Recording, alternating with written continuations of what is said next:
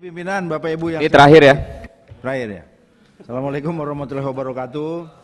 Saudara Ketua PPATK yang saya hormati beserta seluruh jajaran.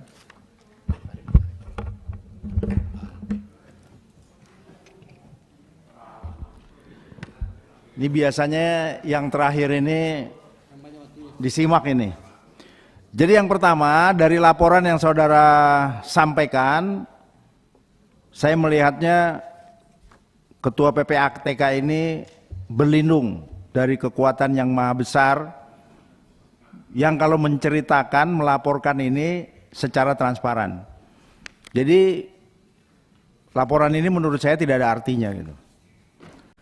Dan tampaknya PPATK kena tekanan yang sungguh luar biasa, yang kita tidak tahu siapa yang menekannya gitu.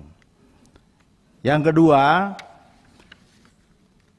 bahwa dari apa yang saudara laporkan, karena berdasarkan pasal di 47 itu, bahwa PPATK berkewajiban melaporkan kepada Presiden juga termasuk DPR, maka saya memiliki juga hak konstitusional untuk kiranya dapat menerima data dari PPATK dari poin 7 yang saudara sampaikan, tindak lanjut terhadap LHA dan LHP yang isinya A, terkait tindak pidana korupsi senilai 81,3 triliun.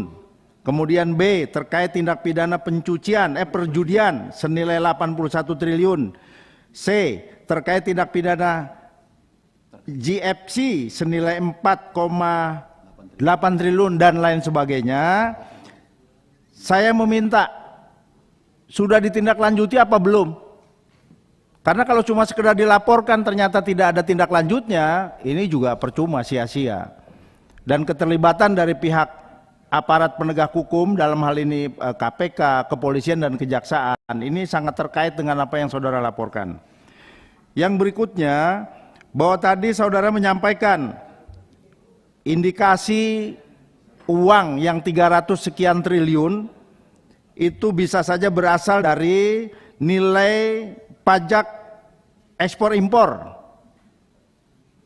yang dilakukan oleh Bea Cukai, kemudian nilai pajak yang dilakukan oleh Dirjen Pajak.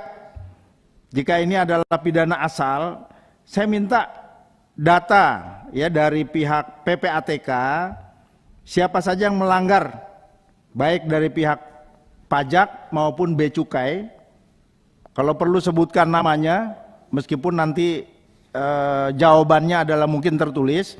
Dan momen ini menurut saya momen membongkar bukan hanya perilaku para pejabat kita di Kementerian Keuangan, dalam hal ini Dirjen Pajak dan Dirjen Bea Cukai, juga harus dibongkar tentang baik pribadi maupun korporasi yang melakukan pelanggaran itu, baik dalam sisi pajak maupun Bea Cukai.